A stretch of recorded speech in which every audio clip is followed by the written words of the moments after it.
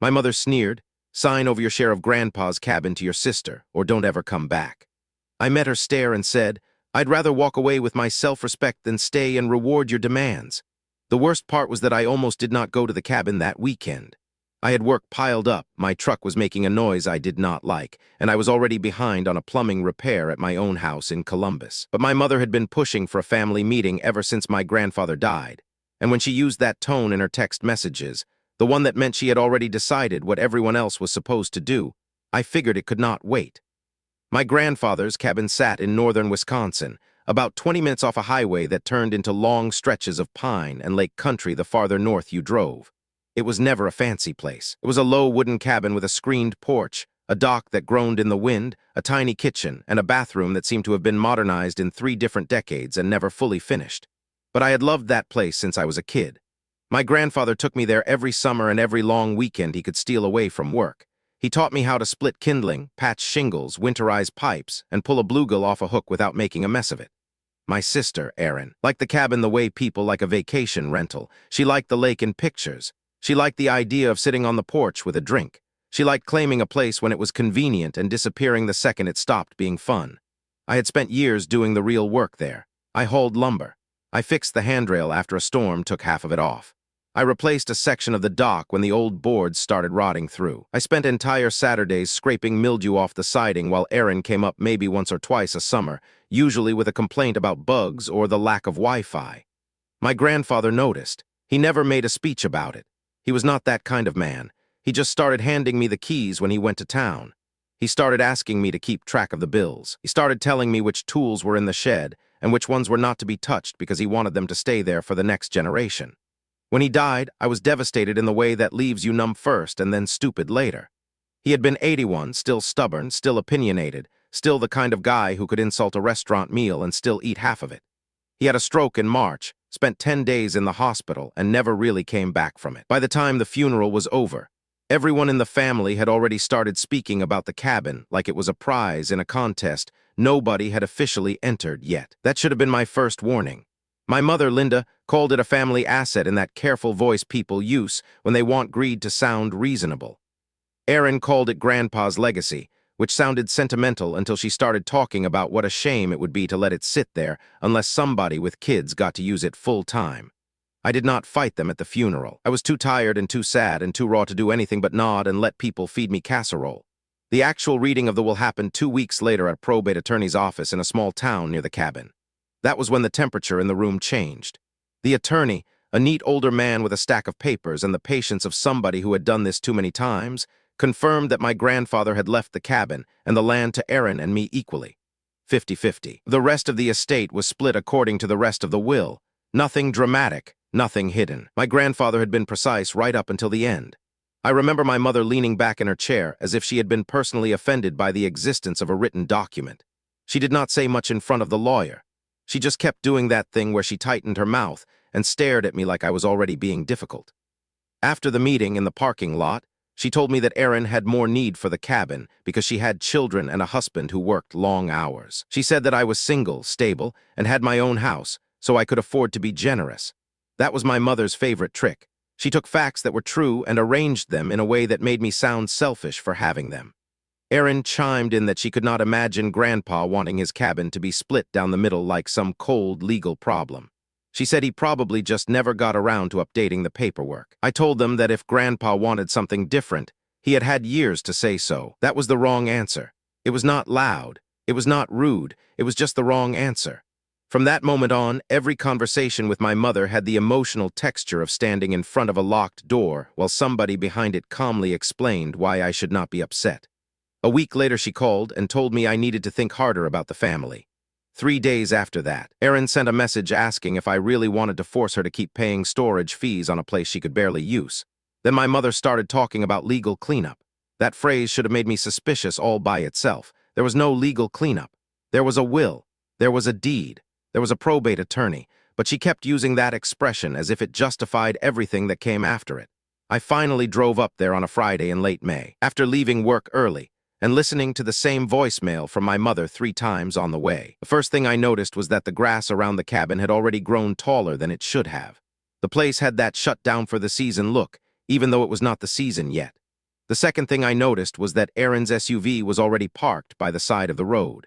The third thing I noticed was my mother on the porch with a folder in her hand, and that expression on her face that meant she thought this was still a negotiation. Erin was there with her husband, Kyle, and their 2 kids were running around the yard with sticks like they had been let loose at a campground. Nobody seemed sad. That bothered me more than I wanted to admit. I had expected tension. I had not expected a setup that looked suspiciously like a real estate meeting. My mother greeted me like I was late. She had never had the ability to make me feel like an adult in her presence. I was in my 30s and still felt like a teenager under inspection when she looked at me that way. She told me she had already gone over the paperwork and that the smartest thing would be for me to sign a quitclaim deed over to Erin. No one said that exact legal term at the attorney's office. It had been all smile and family language then.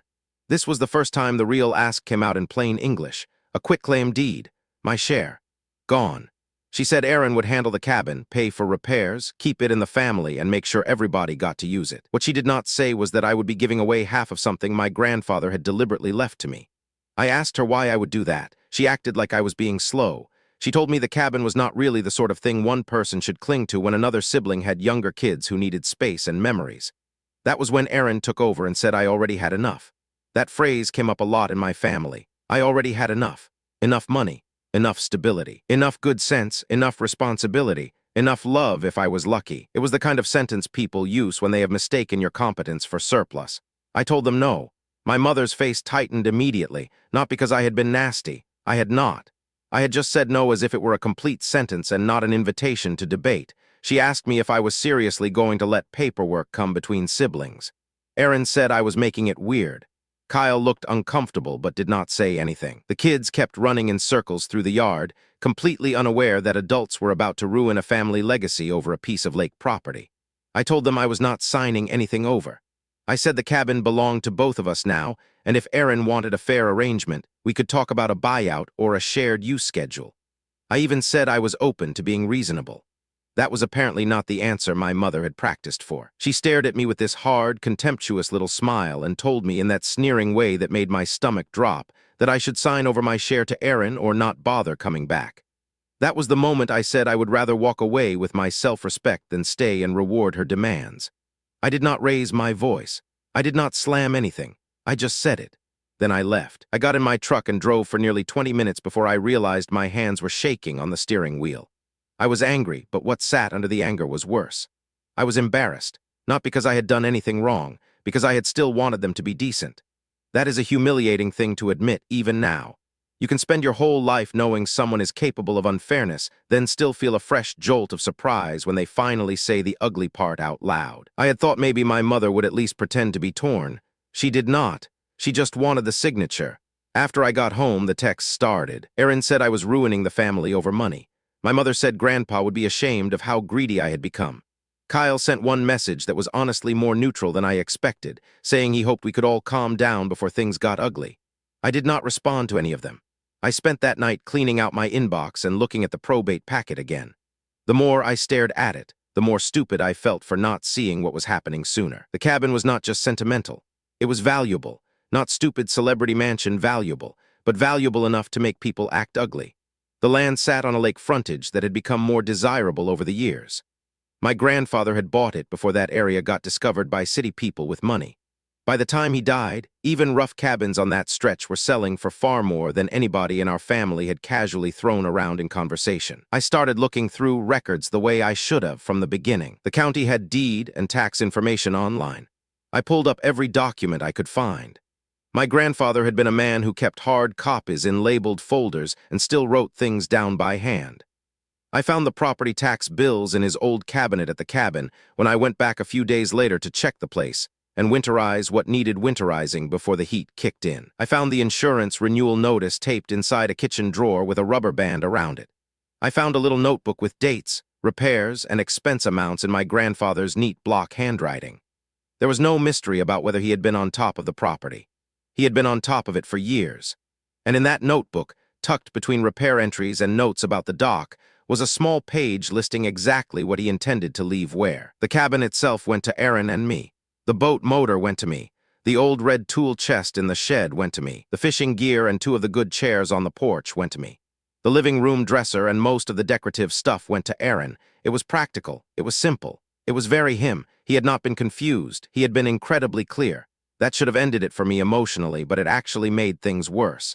Because now I knew he had thought about it. He had looked at our lives and decided what he wanted done with his things. And my mother was standing there acting like he had left a mistake that needed correcting. I called the probate attorney and asked for a copy of everything in the file. He sounded tired but not surprised. He told me he could send me what I was entitled to see and that, as a named beneficiary, I should probably keep records of any conversations about the property going forward. He said that part in the careful voice professionals use when they know people in families are about to become foolish in very expensive ways. I took his advice. From that point on, I started saving every text, every voicemail, every email, every odd little note. At first, I was just being careful. Then it became instinct. Something in my mother's behavior had begun to feel more coordinated than grief. She was not just making emotional demands. She was positioning things. A few days later, she called and asked if I would meet her at a coffee shop near my house. I agreed because I was still stupid enough to think we might have one grown-up conversation if nobody was trapped in a family setting. She brought a manila envelope. Inside was a quitclaim deed already filled out except for my signature. There was also a piece of paper with rough numbers on it. She had written out what she thought Aaron would owe me for my share if I were somehow willing to be bought out. The number was laughably low. I knew enough about local real estate to understand that even if the cabin needed work, the land alone made the number insulting. I could feel my face getting hot as I looked at it. She did not seem to care. She told me the cabin was a burden and that I should take the cash and be done with it. She said money was cleaner than family conflict. That line might have sounded wise if she had not been using it like a weapon. I asked her who had come up with the number. She said Aaron and Kyle had done their best to be fair. That was another strange phrase. Their best. As if fairness were a chore somebody squeezed in after mowing the lawn. I told her I would not sign anything I had not had reviewed by an attorney. She looked offended by the idea that I might want a lawyer before giving away property. That was when I knew there was more going on than just favoritism, because the normal reaction to being told no is disappointment. Her reaction was panic pretending to be outrage. I asked her if she had already promised Aaron something that did not belong to her. She did not answer directly. That was enough of an answer. The next weekend, I drove back to the cabin with the intent of doing a full inventory and taking photos of everything. I wanted a record in case anybody later claimed things had gone missing. That was when I found the lock changed. I stood there with my key in my hand for a full minute, not because it took me that long to understand what I was seeing, but because some part of my brain kept refusing to process it. Then I saw a note tucked under the porch light. It said the cabin was being cleaned and organized, and that Aaron had already arranged to handle it. No signature, no apology, just a passive sentence that pretended a unilateral act was some kind of shared decision. I took pictures of the note and the lock. Then I called the county sheriff's non-emergency line and asked what I should do if a co-owner had changed the locks on inherited property without my consent. The deputy who called me back was polite and blunt. He told me it was not his department to settle a civil property dispute, but if I had a legal ownership interest, I should document the situation and contact an attorney. That was exactly the sort of answer I needed. I did not kick the door. I did not show up in a rage. I took more photos, then drove into town and met with the probate attorney the following Monday. He read my notes, looked at the will, and then looked at the county records. He told me the lock change was not a criminal issue by itself, but it was a bad look for Aaron if there was ever a dispute over access. He also told me something else that I had not fully considered. As co-owner, I could block any sale. As co-owner, I also had to agree to any refinance, any deed transfer, any legal encumbrance against the property, and any major contract involving the cabin itself. That meant my mother and sister were not being clever. They were being pushy. There is a difference. Pushy people assume shame will finish the job if paperwork does not. I asked him whether I could force a sale if Aaron kept trying to freeze me out. He said yes, in theory, but that it would involve partition proceedings, and nobody really wanted to go down that road unless they had to. The fact that he said nobody wanted that told me two things. One, he knew families did this more often than they should. Two, if I kept my head, I might not need to do it. I did not want to start a court fight over my grandfather's cabin. I wanted to honor what he had left me without turning the place into a legal battlefield. So I did the unglamorous thing. I kept records. I paid the property tax bill when it came due because I was not going to let the county slap a delinquency notice on it while my mother played games. I paid the insurance premium because I was not interested in being the test case for what happens when a family ignores a policy after changing locks. I wrote checks only after the attorney confirmed I was allowed to protect my own interest. Then I sent copies of every receipt to Erin and my mother. That got them talking again. Erin called me 7 times in one afternoon. I did not pick up. She left voicemail after voicemail complaining that I was acting like I owned the cabin by myself. That was almost funny. My mother's message was worse. She said I was being petty and making Erin's life harder for no reason. That line annoyed me because it was the exact opposite of what was happening. I was preventing the property from becoming a mess. They were the ones creating the mess. A week later, I got a call from a realtor I had never met. She introduced herself and asked when I planned to be available for a listing appointment at the cabin. For a second, I actually thought she had the wrong number. Then I realized what had happened. Erin had tried to put the property on the market. Not even with me in the loop, just tried it. I asked the realtor who had told her there was permission to list. She sounded embarrassed and said she had been informed that all owners were in agreement and that she had been given access instructions. I asked her not to list anything until she verified ownership with the probate documents. She immediately backed off and apologized.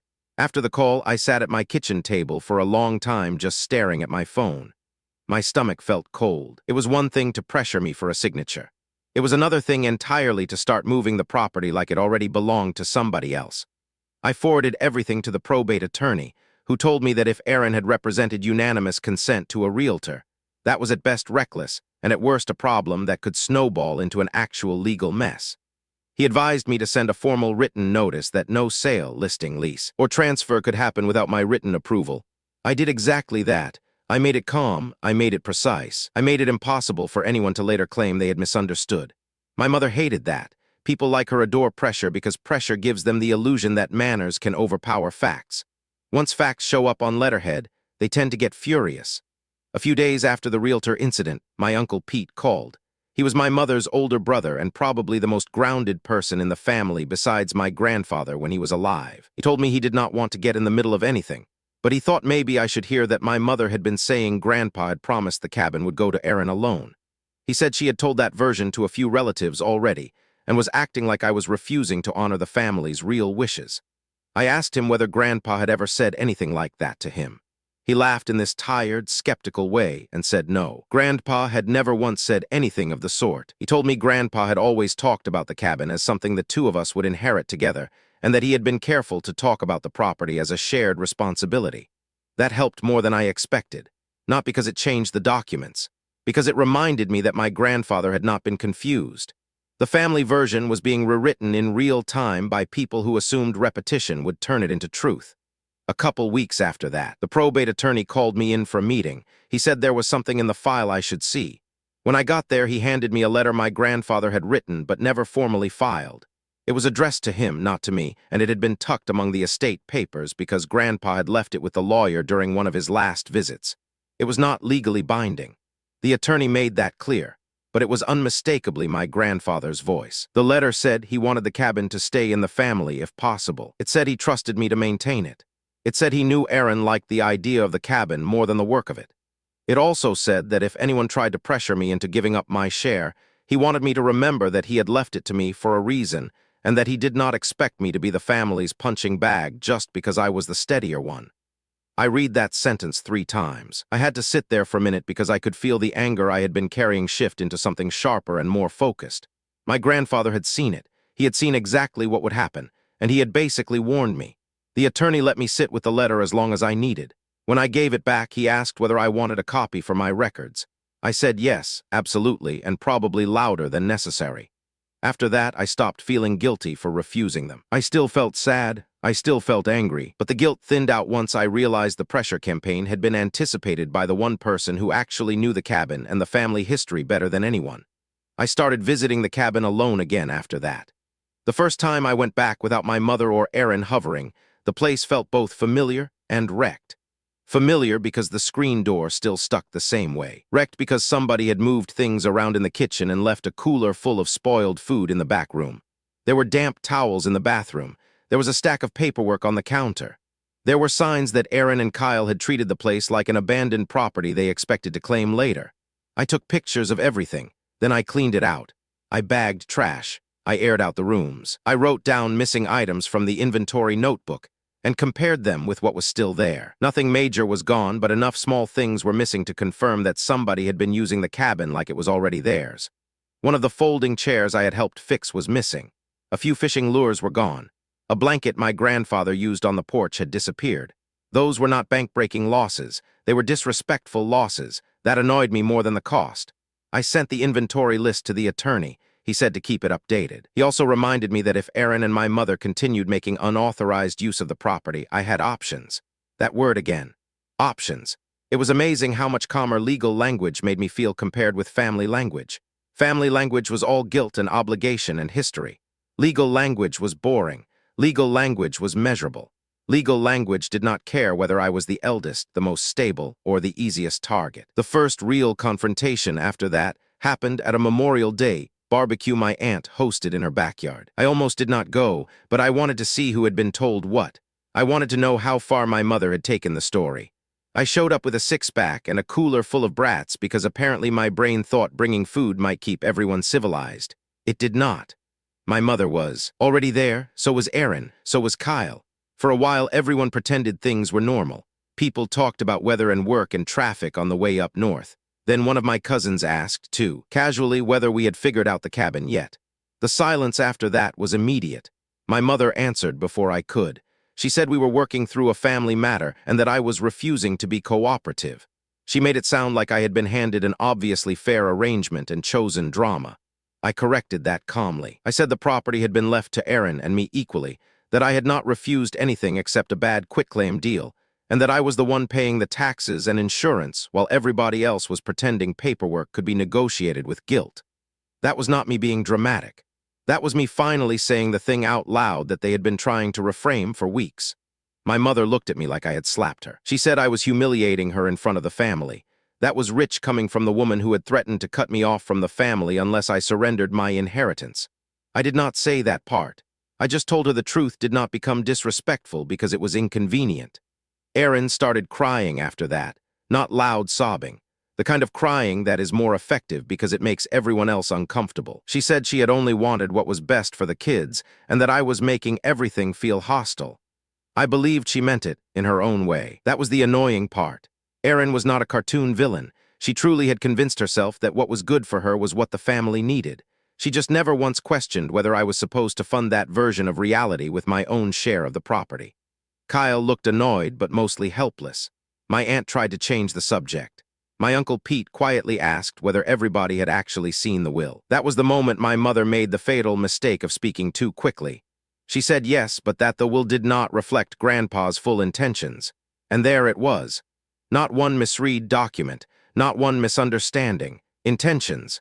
That word is a hiding place for people who know the paper does not help them. I told them all that the actual documents were the only thing standing between the property and whatever fantasy version of events Aaron and my mother had decided to build. I told them I was not signing anything away. I told them I had already had the deed and probate paperwork reviewed. I told them I was prepared to keep the cabin or, if they forced the issue, to go through the legal process required to protect my interest. There was a long silence after that. My mother looked furious. Aaron looked shocked. Pete looked like he had finally gotten the answer he expected. That barbecue did not end in a screaming match, which honestly surprised me. Instead, everyone got weirdly quiet and spent the rest of the afternoon speaking in clipped little sentences. My mother left early. Aaron stayed long enough to hug a couple of relatives and then drove off with red eyes and a jaw set so tight I could see it from across the yard. I thought maybe that would be the end of the worst of it. It was not. The next problem came from the realtor. She called me back after verifying the property status through title records and said there was a genuine concern about a potential listing agreement that had been discussed with only one of the co-owners. She had backed out, but she had also seen enough to know the cabin had a fair market value much higher than what Aaron and my mother had been acting like it was worth. She suggested I get a formal appraisal if I wanted an objective number. That seemed wise. So I did. The appraisal came back a lot higher than the casual buyout figure my mother had scribbled on her piece of paper. A lot higher, not millions or anything absurd. Just enough to make their earlier offer feel insulting instead of merely optimistic. I sat in my car after reading the report and laughed once out loud by myself. Not because anything was funny, because it finally clicked why they had been so eager. They had not been trying to preserve Grandpa's legacy. They had been trying to get the property before anyone looked too closely at what it was actually worth. And once I understood that, a bunch of smaller things made sense too. Why Erin had started acting like a manager instead of a sister. Why my mother had suddenly talked about legal cleanup and family fairness in the same breath. Why everyone was in a hurry for me to sign. They wanted the cheapest possible transfer before the numbers became real. The appraisal changed the tone of the next conversation entirely. I met with the probate attorney again and asked him to help me put together a formal buyout offer based on market value. If Erin wanted the cabin, she could buy me out. If she did not have the money, then we could discuss whether I bought her out. If neither of us could do that, we could keep co-owning it until a better solution emerged. That was the adult version of the problem, not the emotional version. The practical version. I sent the offer to Erin and my mother. The response was exactly what I expected and still somehow worse than I expected. My mother accused me of using an old man's death to extort my sister. Erin said she never would have treated me that way. That one almost made me laugh again. She had already tried to list the place without my consent and changed the locks. The idea that she was the injured party had a certain creative energy to it. I did not argue in circles. I sent the appraisal and the lawyer's explanation again. I told them they could either discuss the buyout like adults or keep dealing with my attorney. For about 10 days, nobody replied. That silence turned out to be useful because it gave me room to think clearly. I had spent so long feeling like the burden of family peace was sitting on my back that I had not stopped to ask a simple question. What did I actually want? The answer was not revenge. It was not to punish Erin. It was not to win some dramatic family argument. I wanted the cabin to stay in the family in a way that respected my grandfather's work and mine. I wanted to stop being bullied out of my own share. I wanted my mother to understand that love was not a synonym for compliance. That was it. When Erin finally replied, she said she could maybe buy me out if I gave her time. I said I would give her reasonable time, but not open-ended time.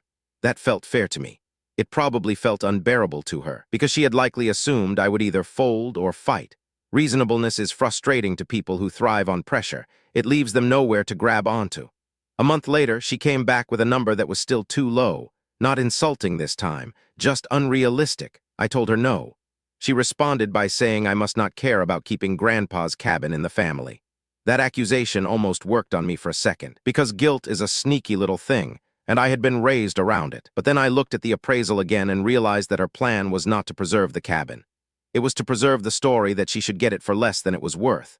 So I did the one thing she had not prepared for. I offered to buy her out instead. Not a made-up number, at the appraised value, with a closing through the attorney, with clean paperwork, with no hidden strings. She could have taken the deal. It was fair. It was better than fair if she really wanted cash. She did not want the cash. She wanted the leverage. She wanted the cabin because giving it to her had become a moral performance for the rest of the family. Once the offer was real, she had to admit she did not actually want to sell to me. She wanted me to surrender. That was a different thing. The next family call was ugly, though still not as ugly as it could have been. My mother tried to build a case that I was cutting Erin out because I thought I was smarter than everybody else. That was an almost funny accusation considering I had spent weeks doing exactly what a boring, cautious adult would do. Get the documents, check the records, pay the bills, seek legal advice, document everything. My Uncle Pete asked why, if my mother believed Grandpa intended Erin to have the cabin alone, she had never produced any document to support that claim. There was no real answer to that. She kept circling around fairness and family needs and the children. Eventually, she landed on the thing beneath all of it and said I had always been the one who acted like everything had to be earned while Erin needed help. She said that like it was a flaw in me. Maybe it was. Maybe I had always believed that if I did enough and stayed calm enough and handled things well enough, I would eventually be treated better. That belief had obviously not helped me. It had just made me useful. The family call ended with nobody satisfied and everybody angry. But something had changed. My mother stopped pretending she was negotiating for my benefit. Erin stopped pretending the cabin was just about family memories. And I stopped pretending that keeping the peace was more important than protecting myself. A few weeks later, Erin finally agreed to a real appraisal-based buyout. Not because she suddenly became noble. Because she could not afford to keep playing chicken with a lawyer while the property sat in limbo. Her husband had been quietly unhappy for months by then, and I suspect he was tired of the whole thing. The closing happened in a small office with beige walls and bad coffee. Nothing cinematic, no speech. Just signatures, initials, notary stamps, and a stack of papers that took my half-interest in the cabin and made it legally mine alone. I paid her fairly.